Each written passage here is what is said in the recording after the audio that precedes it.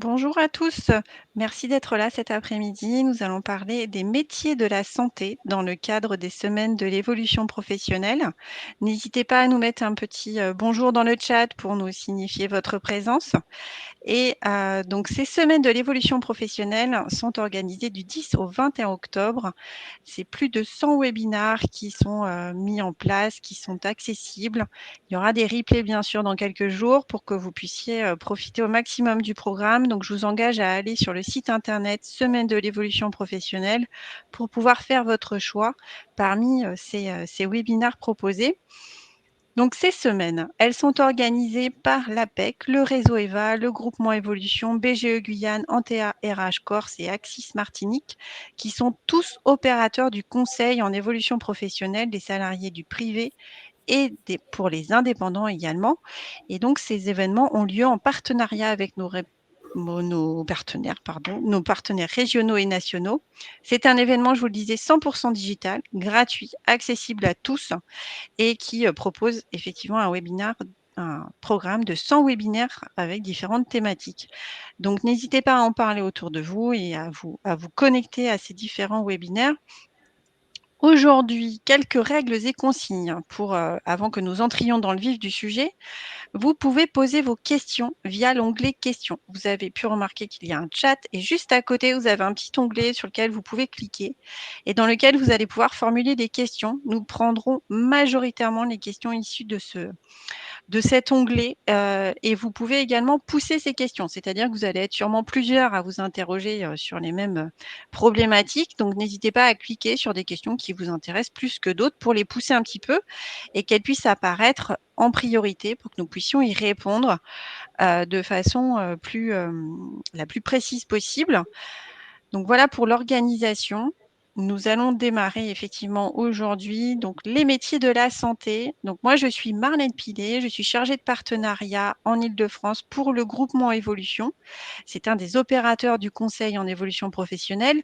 Nous accompagnons principalement les salariés du secteur privé, mais également les indépendants. J'y reviendrai à la fin de cette présentation sur le conseil en évolution professionnelle. Qu'est-ce que c'est? Vous expliquer dans les grandes lignes et vous donner toutes les informations pour que vous puissiez prendre un rendez-vous avec votre conseiller. Aujourd'hui, je suis accompagnée de Cécile et Caroline. Donc, je vais les laisser se présenter et elles vont prendre la main pour vous parler des métiers de la santé. Bonjour à tous, donc je suis Cécile Estival, je travaille à l'Opco Santé. Alors l'Opco Santé, très rapidement, c'est l'opérateur de compétences du secteur de la santé privée, de la santé, de la prévention et santé au travail, du secteur médico-social. Et nous travaillons avec Caroline sur l'Observatoire des métiers. Alors l'Observatoire, c'est un outil à disposition des branches qui permet de réaliser des études sur les thématiques de l'emploi et de la formation. Bonjour à toutes et tous, je suis Caroline Flack, donc, et je travaille également aux côtés de Cécile à l'Opco Santé. Alors, nous débuterons ce webinaire avec rapidement quelques chiffres clés du secteur pour montrer ensuite en quoi il y a une grande diversité des métiers dans ce secteur avec plus de 200 métiers, avec des niveaux d'études différents. Nous vous montrerons ensuite que c'est un secteur dans lequel vous pouvez travailler dans différents environnements et sous différents statuts. Nous vous montrerons ensuite en quoi ce sont des métiers utiles et porteurs de sens. Et puis nous terminerons ce webinaire avec une partie spécifique au conseil en évolution professionnelle. Alors pour commencer rapidement avec quelques grands chiffres clés, nous pouvons tout d'abord citer un rapport d'État qui date de mars 2022 et qui souligne une très forte dynamique de l'emploi dans le secteur de la santé et du soin, puisque plus de 370 000 postes seront créés entre 2019 et 2030. Nous pouvons également citer l'enquête des besoins en main-d'œuvre qui a été réalisée par Pôle emploi et qui date de 2022. C'est une enquête régulière et qui classe 4 professions de la santé dans le top 10 des métiers qui offrent le plus d'opportunités. Ces 4 métiers sont les métiers d'infirmier, d'aide-soignant, d'auxiliaire de puériculture et d'assistants médicaux. Et puis enfin, on peut citer une étude qui a été réalisée par l'Observatoire de l'Opco-Santin pour lequel nous travaillons, Caroline et moi, et qui a réalisé une étude qui portait sur les besoins en recrutement et qui a été publiée en début d'année 2022, qui est disponible sur le site de l'Opco-Santé, qui démontre que c'est un secteur qui recrute, mais largement en CDI. Donc voilà, c'est un secteur vraiment pour lequel il y a de nombreux recrutements et pour beaucoup d'entre eux en CDI. Je prends la suite pour effectivement, on le disait tout à l'heure, revenir sur la grande diversité des métiers et à la fois aussi, on l'a dit, des publics accompagnés, c'est-à-dire ça va du tout petit au senior en passant par les personnes en situation de handicap et comme le laissait entendre Cécile, au sein d'établissements complètement différents. Ça peut être des grandes structures, des plus petites, des associations, des fondations, des établissements publics ou privés.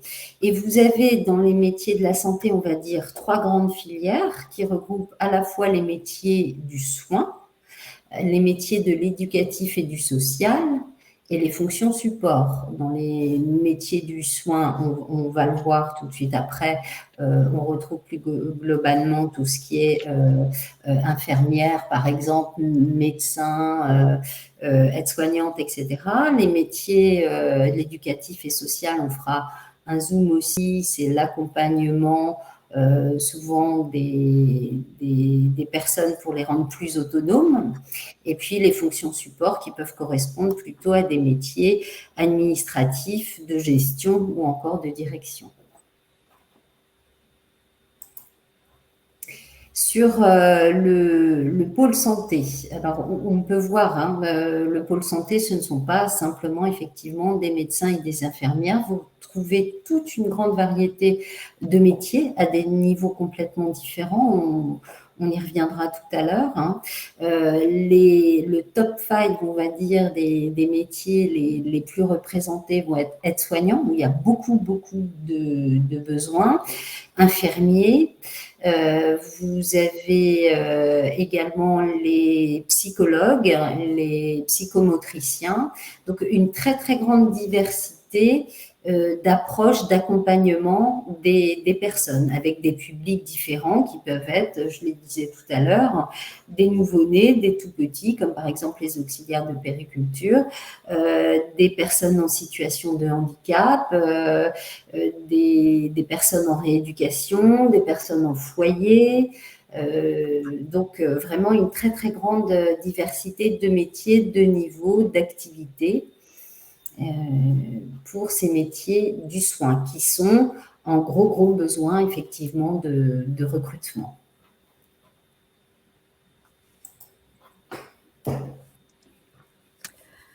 Nous retrouvons également la filière éducative et sociale. Alors là, ce sont des professionnels qui se situent dans la prévention, l'éducation aux bonnes pratiques d'hygiène et de santé et dans l'accompagnement des personnes. Là, donc, on retrouve des métiers assez différents de ceux qui viennent de vous être présentés dans le pôle soin, mais là encore, une grande diversité. Alors, nous retrouvons par exemple les métiers d'éducateurs spécialisés, de moniteurs éducateurs, de nutritionnistes, de moniteurs sportifs, de techniciens d'intervention sociale et familiale, coach animateur.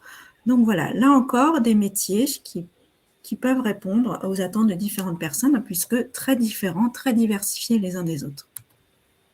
Et puis enfin, nous retrouvons le pôle des fonctions support. Là, ce sont des personnes qui interviennent à côté des personnes qui soignent et qui accompagnent. Alors là, à nouveau une grande diversité, puisque ça peut être des activités, des compétences, des missions de direction, de gestion financière, des métiers qui sont en lien avec la logistique, avec la restauration, la maintenance, l'accueil, etc. Donc, on peut citer par exemple le métier de cuisinier, de technicien de maintenance, de cariste, de secrétaire médical, d'agent d'accueil, de directeur d'établissement de santé. Donc là, on le voit encore, une grande diversité avec des niveaux de diplôme, on le verra par la suite, très diversifiés également.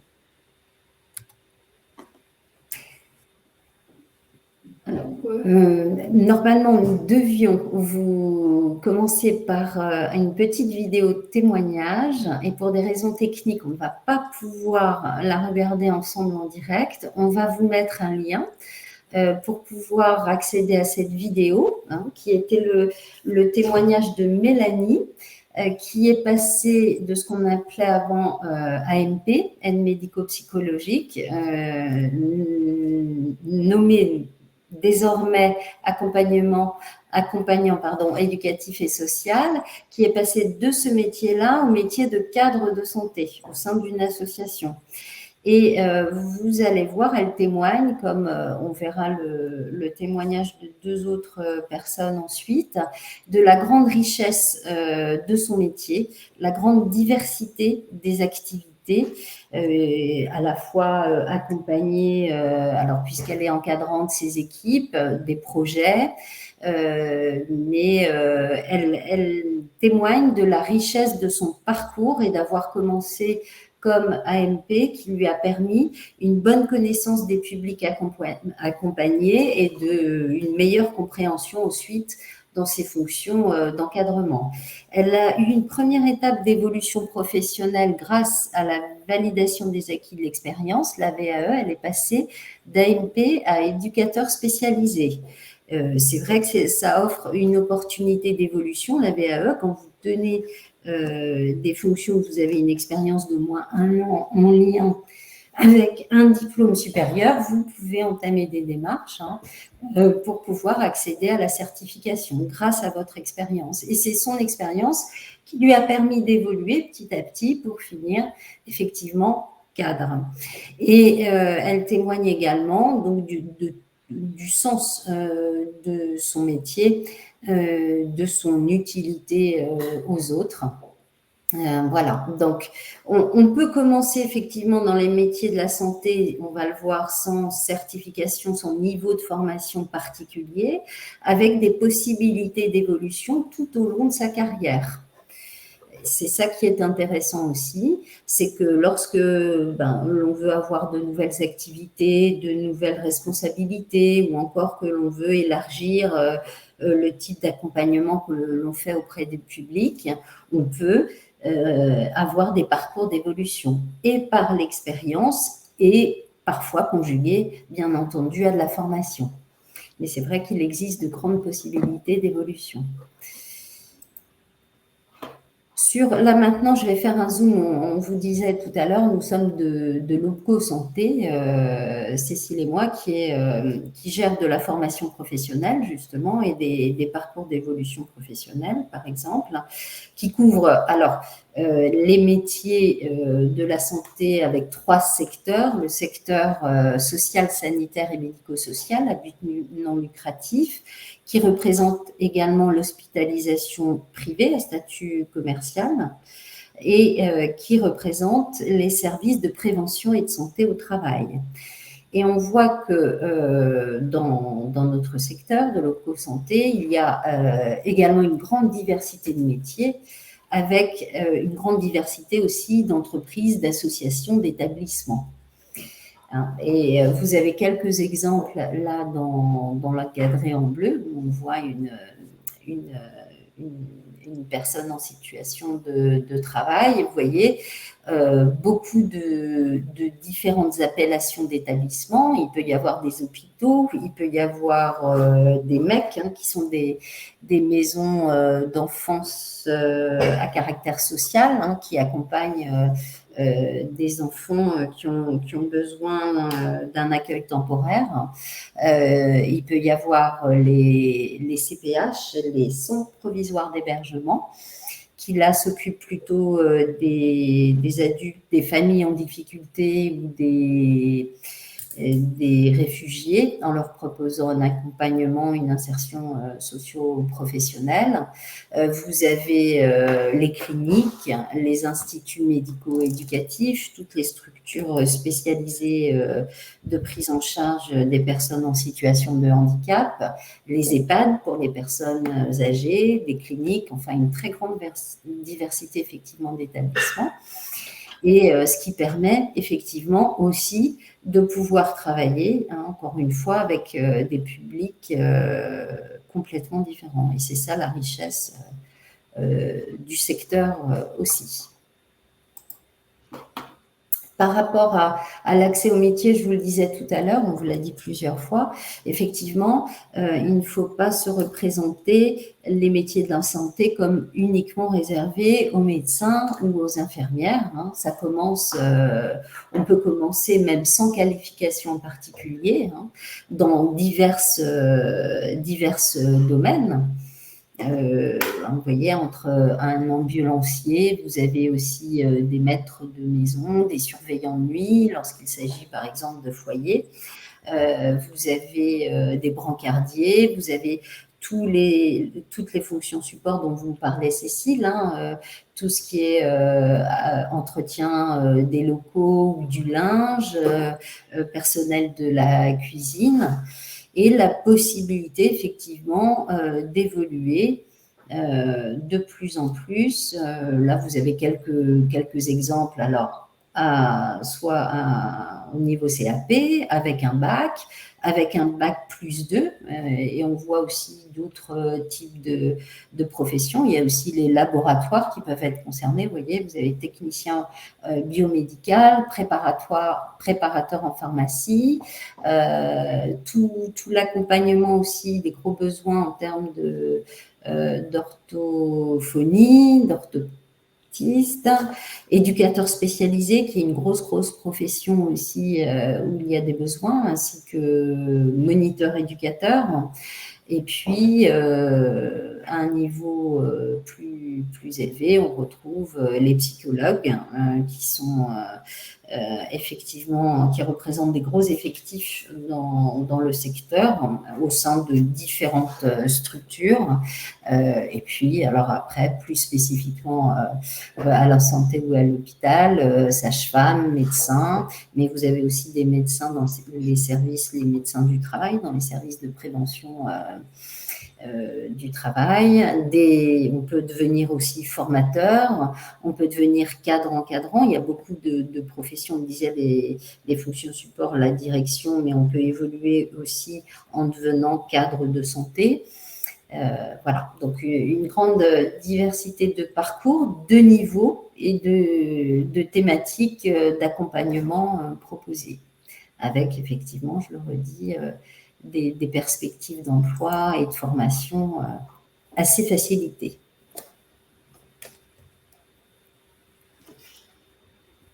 Je continue, mesdames? Non, je peux intervenir si vous... Est-ce qu'on prend une question? Non, je peux intervenir, mais on peut faire peut-être un petit état des lieux des questions, parce que avant d'aller un petit peu plus loin, il y a quelques questions, je pense qui peuvent être intéressantes. Il y en a une notamment d'Alexandre qui demande: quand nous sommes aides-soignants, peut-on devenir cadre de santé sans passer par les études d'infirmier?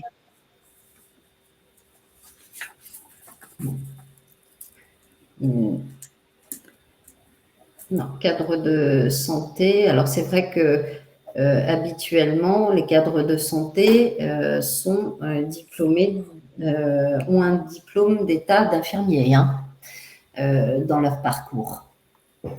Les aides-soignants, à ma connaissance, Cécile, je te laisse intervenir si tu as des infos complémentaires, mais à mon sens, c'est le parcours. Le parcours classique, c'est effectivement de passer par des études d'infirmier pour ensuite évoluer vers un poste de cadre de santé. D'accord. Ouais. Ok. Et il y a Delphine qui demande si les professionnels de la santé animale type vétérinaire sont rattachés à l'OPCO Santé. Non. Non, ce n'est pas l'OPCO Santé. Nous attachons uniquement à la santé de l'humain. Merci.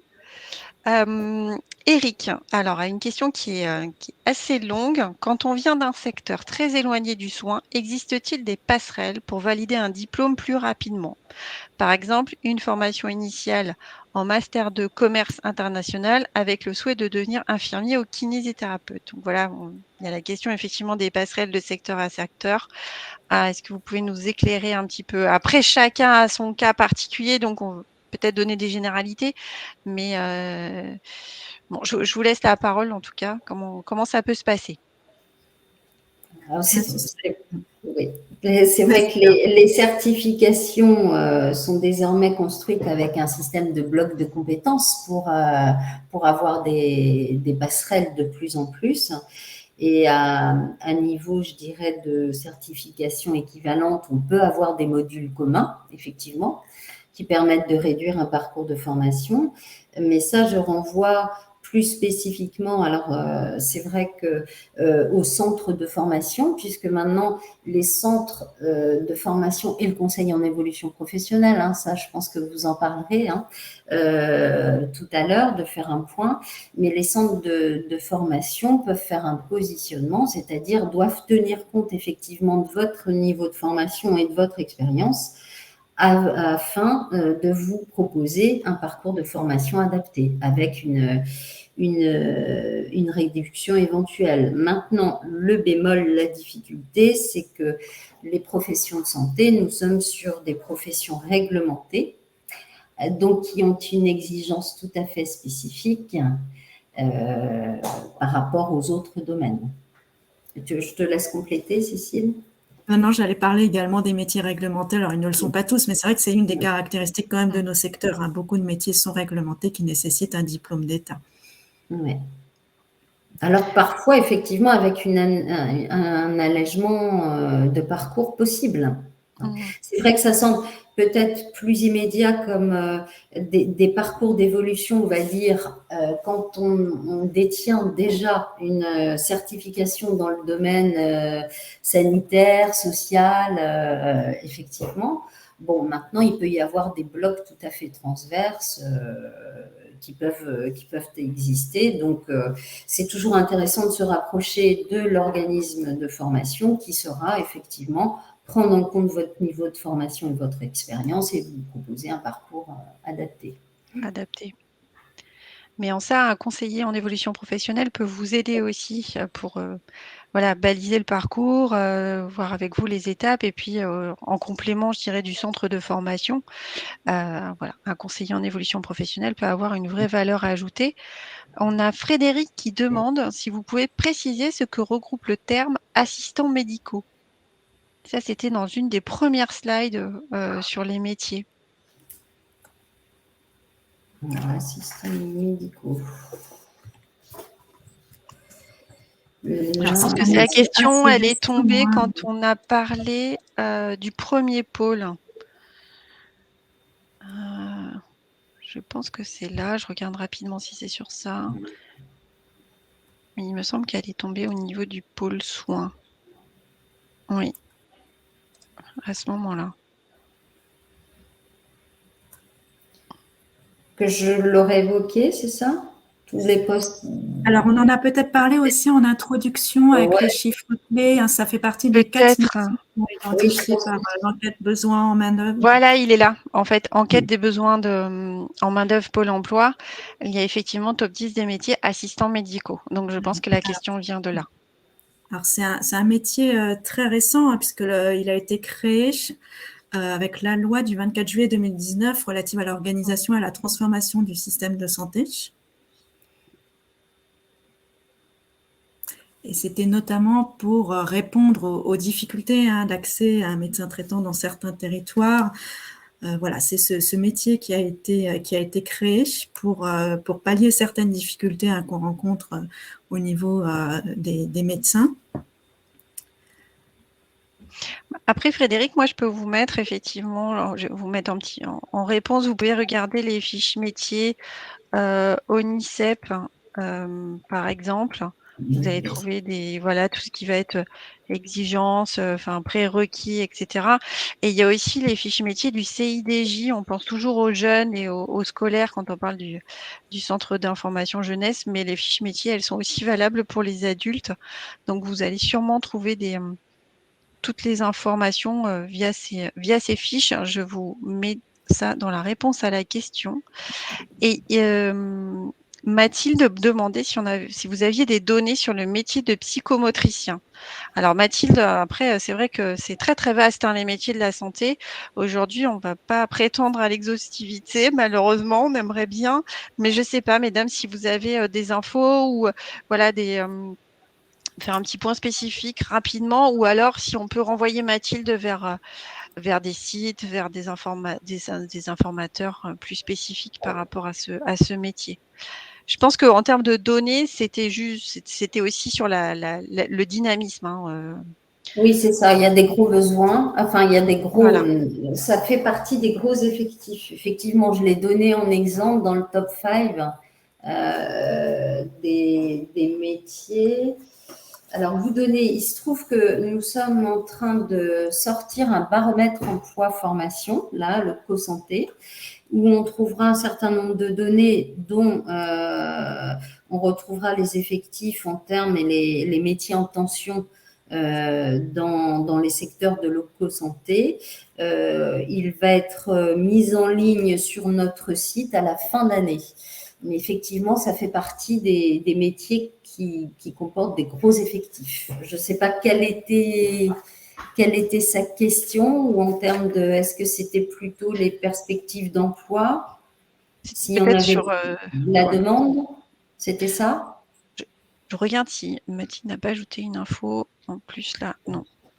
Mais a priori, vu le sens de la question, avez-vous des données sur le métier? Je pense que c'est ça, c'est vraiment aujourd'hui, où est-ce qu'on en est? Est-ce qu'il y a des besoins? Moi, je comprends cette question dans ce sens-là. Quelle visibilité vous avez sur ce métier? Ça fait partie des gros effectifs et des besoins, me semble-t-il. Maintenant, il faut que j'ouvre. Je lui donne réponse, je fais la recherche et je lui donne quelques infos complémentaires éventuellement dans le chat. Oui, ou dans l'onglet questions, comme ça tout le monde pourra en Ouais, c'est profiter. ça. Ouais. Voilà. Ou même voilà, répondre à sa question directement. Alors, on a pas mal de... Oui, elle dit oui, c'est ça, les besoins pour les métiers des psychomotes. Donc, je vous laisse prendre la main, Caroline, Oui, ouais. pour donner des infos. Alors, on va prendre 2 dernières questions. Il y a Caroline qui demande si, venant d'un secteur complètement différent du médical, communication, marketing, je dois postuler à une formation via Parcoursup, ou alors est-ce que je peux directement contacter les organismes de formation? Ça dépend pour quel métier, C'est Caroline. plutôt, je dirais, c'est-à-dire, Caroline est en un secteur, donc elle a quitté effectivement, c'est de la formation continue. Vous êtes salarié actuellement, c'est ça? Je pense, vu sa question, oui. Hein? Et Parcoursup, pour s'inscrire à quoi? Via Parcoursup, puis-je directement contacter les organismes de formation? Je dirais, première étape, peut-être, si vous êtes déjà, vous avez quitté la formation initiale, c'est de prendre rendez-vous avec un conseiller en évolution professionnelle pour faire un point. Hein. Là, j'ai envie de dire. Je Qui vous mets vous le lien. orientera, le cas échéant, vers des organismes de formation, effectivement. Je vous mets le lien, Caroline. Ah voilà, c'est ça. Elle est actuellement salariée en CDI et voudrait devenir psychologue. Un peu plus de précision.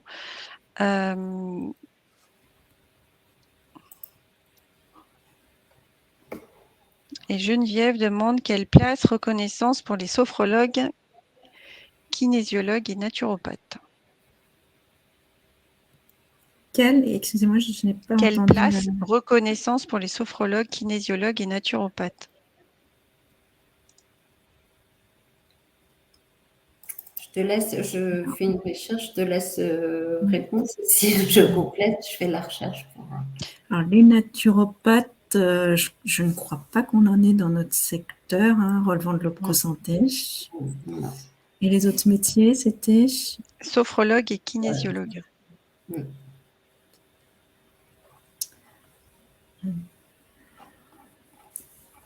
Là, il peut y en avoir, de mon point de vue. Actuellement, on n'est pas...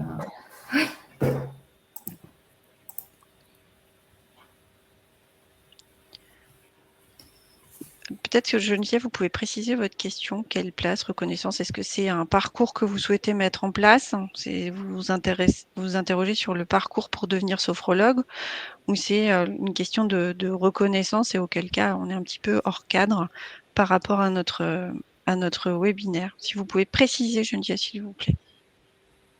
Je vous propose qu'on reprenne le fil par rapport à notre présentation. On reprendra quelques questions, hein, dans les minutes à venir. Parce que effectivement, choisir un métier, c'est aussi choisir un environnement, des conditions de travail, un statut qui est inhérent à ce métier, et qui peut être compatible avec nos contraintes. Donc, il faut aussi, quand on veut se diriger vers un métier dans le domaine, on va rester dans le domaine de la santé, se poser la question de ses besoins. Quels sont mes besoins? Est-ce que moi, je vais avoir besoin de sécurité? Est-ce que je vais avoir plutôt besoin de sédentarité? Donc, est-ce que je vais plutôt travailler dans une structure hospitalière? Est-ce que je vais plutôt avoir besoin de mouvement, de mobilité? Voilà, comment est-ce que moi je me positionne aujourd'hui par rapport à mes besoins d'indépendance, donc être plus sur une profession libérale? Comment est-ce que ça s'articule tout ça? Pour mettre tout ça à plat, je vous conseillerais de prendre effectivement rendez-vous avec un conseiller en évolution professionnelle qui va pouvoir vous guider, et puis aussi vous questionner pour voir ce qui effectivement est important pour vous en termes d'environnement, en termes de valeurs, et en termes d'équilibre aussi, professionnel et personnel. Il y a toutes ces questions qui sont à prendre en compte, et donc qui font pleinement partie de l'accompagnement du service proposé par le conseil en évolution professionnelle.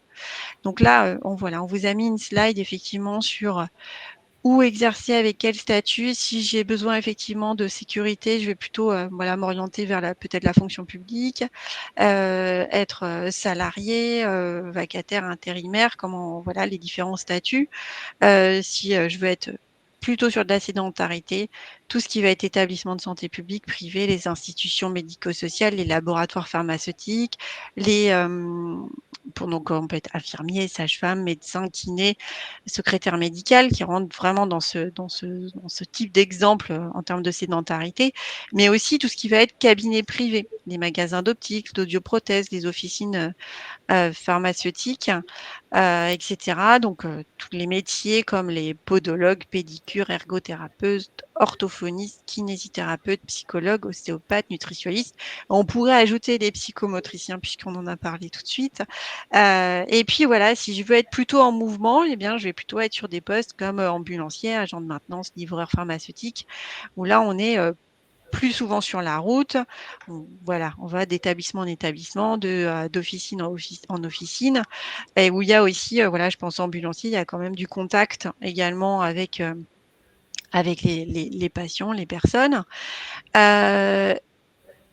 Aussi tout ce qui est intervention à domicile, au domicile des patients. Donc là, infirmière libérale itinérante, les sages-femmes à domicile, tout ce qui est aide à domicile, ambulancier privé, mais également tout ce qui va toucher un peu aux clientèles, aux clients. Je pense par exemple au consulteur formateur indépendant qui va se déplacer effectivement en fonction des besoins sur différents établissements. Donc vous voyez, c'est très très large, au niveau des métiers. On peut effectivement être sédentaire, salarié, mais aussi évoluer un peu plus tard vers un statut plutôt d'indépendant dans une profession libérale. Rien n'est figé finalement dans ces métiers de la santé. Est-ce que Cécile, Caroline, vous voulez ajouter quelque chose par rapport à ces 2 slides? Pas particulièrement. Non plus. Non. Ok, alors on J'ai poursuit. eu, je me permets, hein, donc Oui, effectivement, psychomotricien, j'ai eu une info complémentaire. Et bien dans le top 20 des métiers les plus représentés, il peut y avoir des besoins. Hein. Voilà. Pour des infos plus avant, ben, il y en aura des complémentaires dans le baromètre emploi qui va sortir, effectivement, hein, tout prochainement. Mais effectivement, c'est un métier qui est fort représenté dans les secteurs de l'opco-santé. Je peux peut-être mettre sur le chat le lien du site de l'Opco-Santé. Mmh. oui, Et de l'observatoire, pourquoi pas, oui, ouais. Ouais.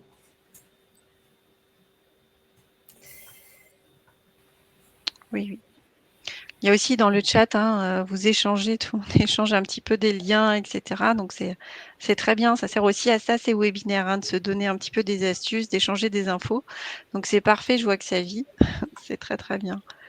Je crois, Caroline, que je vous donne la parole sur cette slide de Oui, oui, témoignages. tout à fait. Tout à fait. Alors, les témoignages, nous aurions voulu, là encore, vous montrer les vidéos, mais je vous invite, hein, on va où ça a déjà été fait, je ne sais pas, Je le Marlène, mets, je le mets, je les le liens, mettrai. Bon. hein, voilà.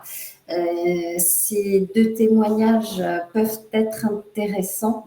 Ils sont très courts parce qu'on a, pour le premier, Martin, le cas d'une reconversion professionnelle vers le métier d'ergothérapeute. Alors, j'ai lu rapidement dans les questions. Hein, oui, souvent, ça demande, comme ce sont des professions réglementées, un parcours de formation qui peut être plutôt long.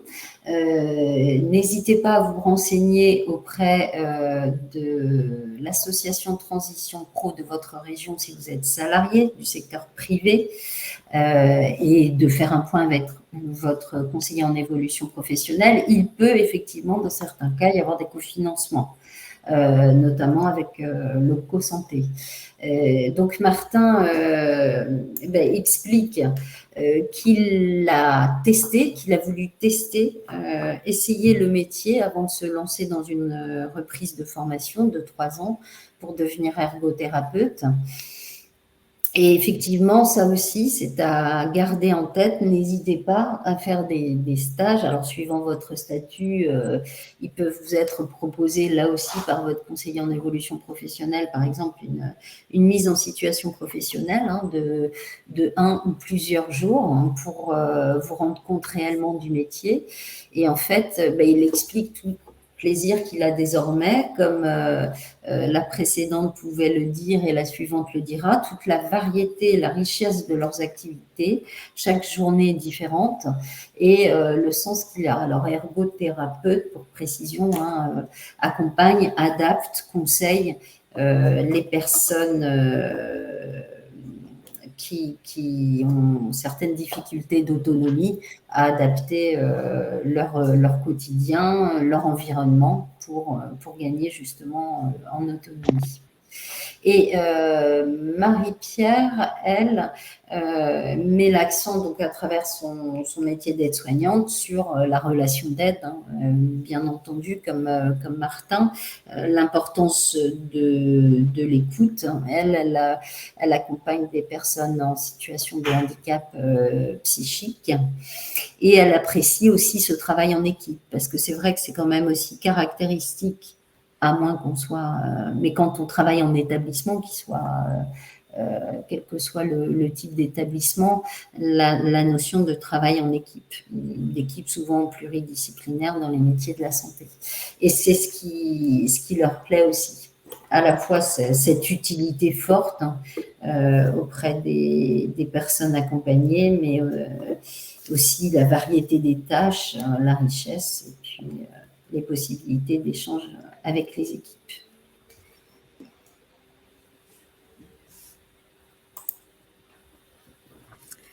Alors, en guise de conclusion très rapide, hein, avant de passer à la dernière partie qui porte plus spécifiquement sur le conseil en évolution professionnelle, voilà, on a vu, hein, il y a différents aspects, différents arguments hein, qui peuvent donner envie et motiver les personnes à intégrer le secteur de la santé. Alors, on l'a vu, avoir une carrière évolutive. Alors, on n'a pas pu vous diffuser la vidéo, hein, mais c'est ce qui apparaît vraiment clairement dans le message de Mélanie. Mais bon, la vidéo est sur le chat, donc vous pourrez la consulter. Et puis, il y a toute la dimension prendre soin des autres, aider autrui, qui va avec le fait de se sentir utile. Hein. Il y a vraiment un engagement, une implication au quotidien auprès des autres qui peuvent donner sens, hein, à ce métier. Voilà, ça, c'est quelque chose qu'on retrouve également, hein, dans les témoignages qui sont dans cette présentation.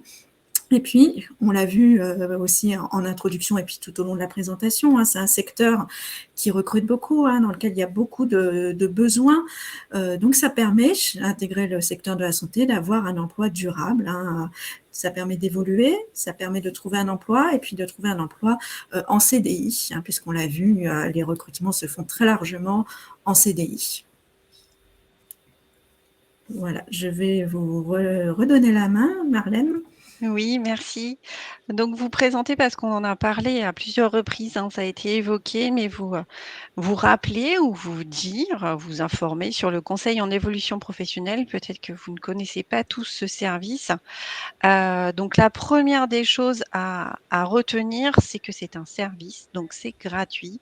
C'est à la main de tous les salariés du secteur privé et les indépendants qui souhaitent faire le point sur leur situation professionnelle et peut-être mettre en place une évolution. Et donc, on les accompagne dans la formalisation de leur évolution, dans la mise en place d'une stratégie, d'un calendrier vers leur objectif. Alors, c'est gratuit, c'est aussi confidentiel, c'est-à-dire qu'il n'y a pas d'obligation de prévenir son employeur qu'on met en place un conseil en évolution professionnelle, qu'on a rendez-vous avec son conseiller. Ce qui se dit entre le conseiller et le salarié, ça reste entre eux. Il n'y a pas d'interférence avec l'employeur, et c'est pour ça que le conseiller se veut totalement neutre, c'est-à-dire qu'il accompagne, voilà, il accueille le salarié dans sa globalité, sans jugement. C'est aussi un service qui est très facilement accessible, qui existe sur tout le territoire français. Il y a des agences sur tout le territoire. Je vous ai mis à plusieurs reprises, hein, le lien moncep.org. N'hésitez pas à vous connecter, à voir un petit peu comment ça se passe, et aussi à prendre rendez-vous. On va en parler un petit peu plus tard. Ce conseil, il est également impartial, dans le sens où il n'y a pas de jugement, mais il n'y a pas non plus de pression ou d'orientation vers un organisme de formation plutôt qu'un autre. L'objectif, c'est vraiment de donner toutes les clés au salarié qui vient nous voir, parce que soit il a besoin de conseils, il a besoin d'avoir de la matière pour construire son projet, et donc à nous de faire le lien, de le guider dans ses démarches et de lui donner accès aux bons interlocuteurs. C'est vraiment l'objectif de ce conseil en évolution professionnelle. Il n'y a pas de durée spécifique dans le temps. Il s'adapte vraiment aux personnes. Il est vraiment personnalisé à la demande de chacun. Donc, on a des personnes qui peuvent faire 2 ou 3 rendez-vous, et puis d'autres qui vont avoir besoin d'un petit peu plus de temps. C'est vraiment très variable en fonction du salarié et de la demande du salarié. Donc, il est mis en place pour ce qui concerne les salariés du secteur privé, les travailleurs indépendants, il y a plusieurs opérateurs qui sont présents sur le territoire, parmi lesquels Antea-RH, par exemple, pour la Corse. On a également moncep.org pour la Réunion, BGE, Réseau EVA, Axis Martinique et le groupement Évolution. Pour les cadres, c'est l'APEC qui s'occupe de mettre en place le conseil en évolution professionnelle. Pour les demandeurs d'emploi, c'est Pôle emploi qui intervient, et les missions locales proposent ce conseil en évolution professionnelle pour les moins de 26 ans, tandis que CAC emploi va intervenir lorsque le salarié est en situation de handicap, a une reconnaissance par rapport à son handicap, et que son nouveau projet va nécessiter des aménagements spécifiques liés à son handicap. Donc là, c'est Cap Emploi qui peut intervenir pour le conseil en évolution professionnelle. Donc l'objectif vraiment du conseil en évolution professionnelle, c'est voilà ce que je vous disais, hein, de formaliser, de mettre en place une stratégie qui peut, suivant la situation de chacun, être soit sur de l'évolution professionnelle, ça peut être de la mobilité, en interne au sein de l'entreprise ou externe. Ne pensez pas que, le conseil en évolution professionnelle vise forcément à quitter son entreprise. Ce n'est pas toujours le cas. On a des personnes, et beaucoup qui mettent en place des passerelles au sein de leur structure. Tous les salariés ne veulent pas quitter leur entreprise. Ça peut être, tout simplement un salarié qui a vu un poste en interne qui l'intéresse et je pense que dans les métiers de la santé, il y a énormément, d'évolution, en interne. Et donc là, le conseiller va accompagner sur cette mobilité en interne en aidant le salarié à construire en fait son projet. Donc c'est aussi de la mise en place vraiment en interne. Ça peut être aussi pour développer ses compétences dans le cadre notamment de l'utilisation du compte personnel de formation. Un salarié qui a repéré des formations et qui veut voir si effectivement ça peut lui correspondre et surtout comment il va pouvoir les mettre en place, comment est-ce qu'il peut débloquer son CPF pour les financer.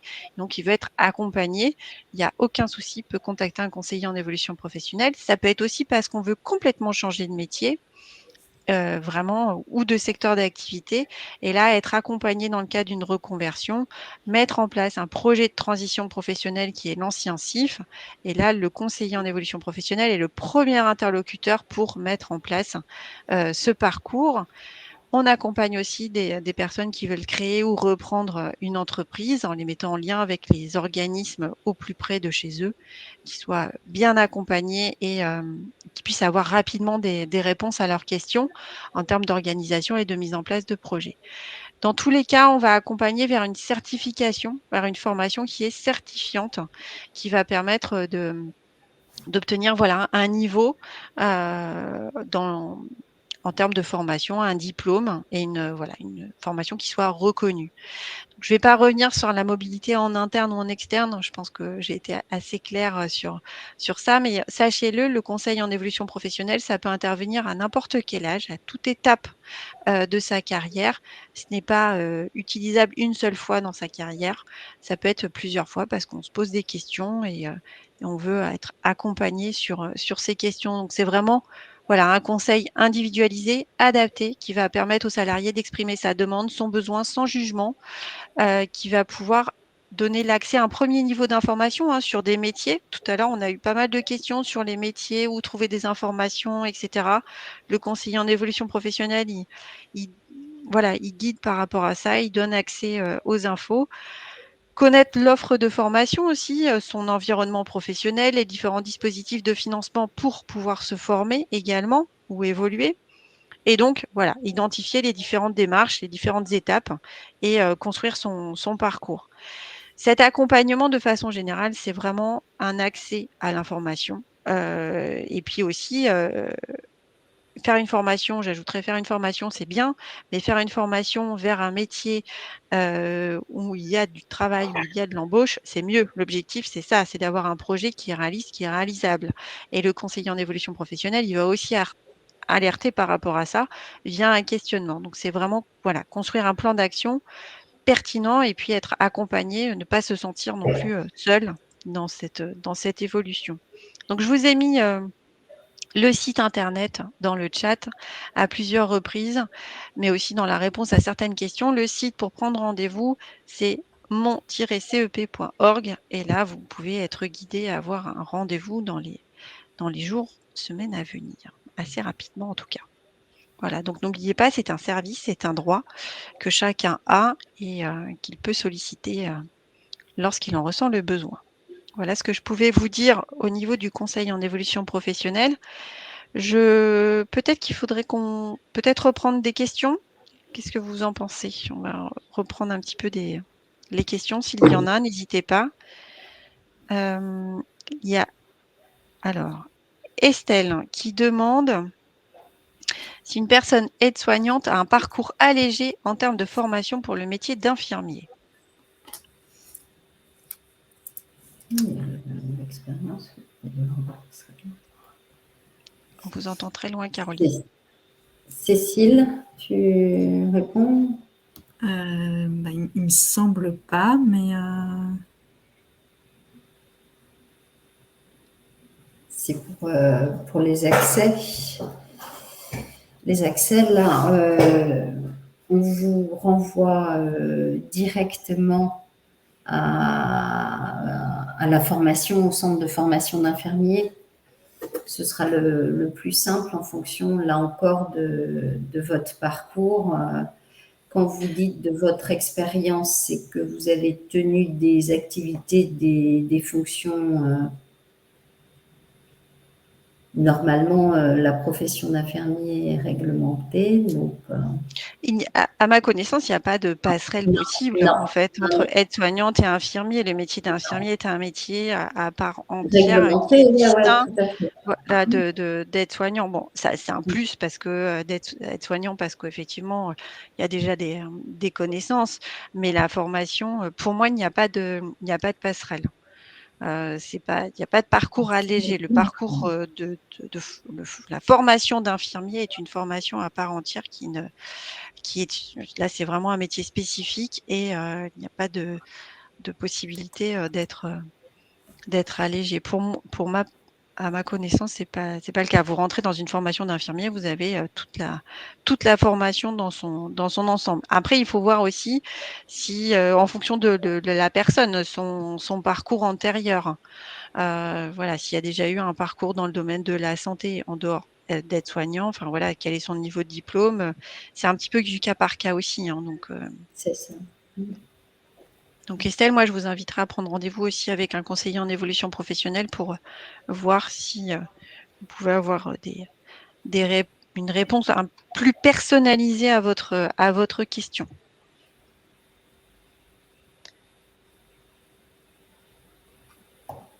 Alors, Valérie pose une question sur le site cep.org. Les 2 organismes qui me sont proposés proches de chez moi sont des centres de formation et de bilan de compétences. N'y a-t-il pas de risque qu'on m'oriente vers un bilan pro qui lui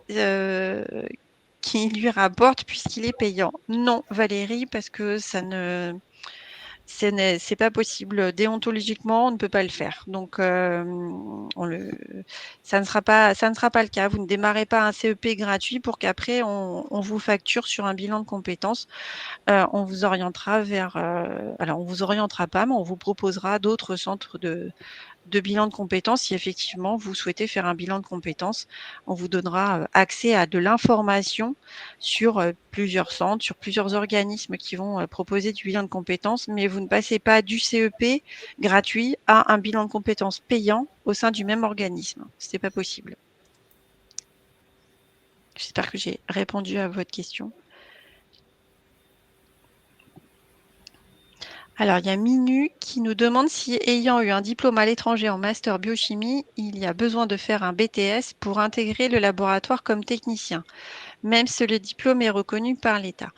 Minu, même chose, c'est très spécifique, c'est vraiment votre situation à vous. Je vous conseillerais de prendre rendez-vous avec un conseiller en évolution professionnelle pour qu'il puisse vous répondre en ayant toutes les cartes en main, ce qu'on ne va pas forcément pouvoir faire cet après-midi, malheureusement. Là, voilà, il faudrait voir en fonction de votre diplôme ce qui est possible de mettre en place comme passerelle, parce qu'à l'étranger, c'est très vague. Donc, à voir en fonction de votre diplôme, prenez rendez-vous avec un conseiller en évolution professionnelle. Alors, il y a Frédéric qui demande quel organisme on peut contacter pour avoir des données sur l'évolution des métiers de la santé naturelle, type réflexologie, naturopathie. Je pense que déjà sur l'Observatoire des métiers de la santé, il pourrait trouver quelques pistes, Frédéric. Alors, nous, naturopathes, vas-y, Caroline. Oui, non, mais je vais dire la même chose que toi, hein, comme on vous a dit tout à l'heure. Naturopathe, c'est tout à fait spécifique. Enfin, il n'aura pas d'informations chez nous. Réflexologue, peut-être sophrologue, c'est la personne qui posait la question tout à l'heure, peut-être? Non, je crois que c'est pas la même personne. Non, c'est pas la même personne. Non, peut-être que sur le site de l'ONICEP, non, il y aurait des éléments de réponse. Je vais mettre le lien pour l'ONICEP.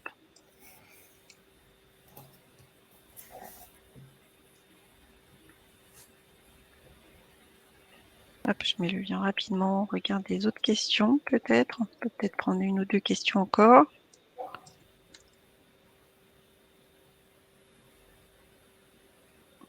Alors, Caroline, salariée en CDI, je voudrais devenir psychologue. Bien, Caroline, prenez rendez-vous avec un conseiller en évolution professionnelle pour pouvoir effectivement voir quel est le parcours et ce que vous pouvez mettre en place, vérifier la faisabilité de votre projet. Tout en sachant que là aussi, enfin, c'est réglementé, c'est inscription à un répertoire pour avoir le titre de psychologue. Il faut reprendre un parcours long, au moins Long. L2 et master. Donc après, c'est effectivement les possibilités de financement ou cofinancement. Il faut effectivement faire un point avec un CEP, puis peut-être ensuite étudier les possibilités de financement.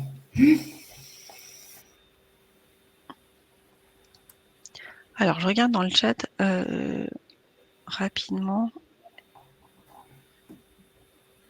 Alors, il y a Lilou dans le chat qui demande si c'est possible de faire une VAE, bénévole dans une association d'aide aux jeunes mères, un diplôme d'ingénieur, une licence de psycho validée, pour valider totalement ou partiellement un diplôme de kiné ou d'ostéopathe. Là encore, c'est très spécifique. Oui, puis comme les professions sont réglementées, là tout à l'heure, la question qu'on avait pour l'accès à cadre de santé, il n'y a pas que les infirmiers, hein. On peut trouver des kinés, plusieurs professions, mais ça c'est réglementé. La réglementation, elle se trouve sur l'accès effectivement à la certification.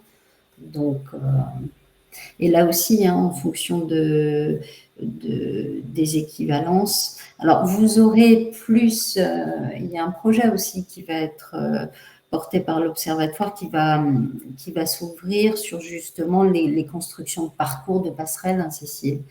Mais à aujourd'hui, ben, on vous invite effectivement à regarder les fiches métiers, à éventuellement rencontrer un conseiller, vous rapprocher parfois des organismes de formation aussi qui vont avoir un programme détaillé, et puis les équivalences, vous présentez la réglementation.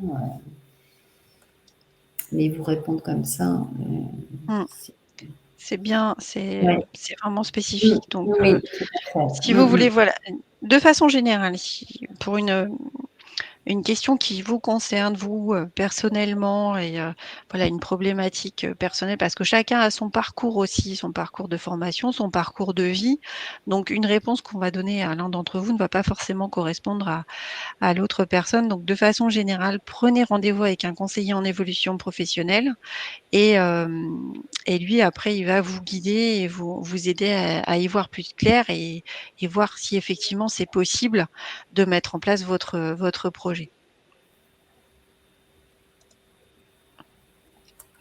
J'ai l'impression qu'il n'y a pas d'autres questions. Donc, s'il n'y a pas d'autres questions, je vous propose que nous allions sur la conclusion. En tout cas, moi, je vous remercie d'avoir été présente. Merci Cécile et Caroline pour vos interventions et les réponses aux questions également. Merci à tous. Non, Lilou, je pense que le métier de rebouteux n'est pas reconnu. C'est une dernière question qui arrive. Non, ce n'est pas le cas. Il n'y a pas de reconnaissance sur ce type de métier, à ma connaissance en tout cas. En tout cas, merci à tous pour vos questions, votre participation, votre présence.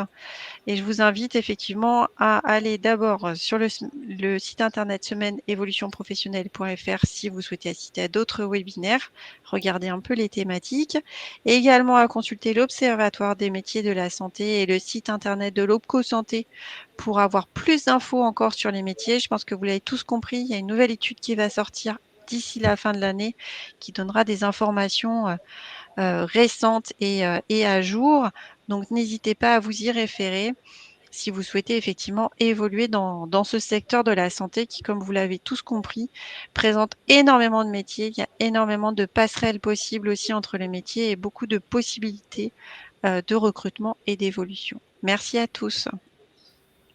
Merci à tous. Merci.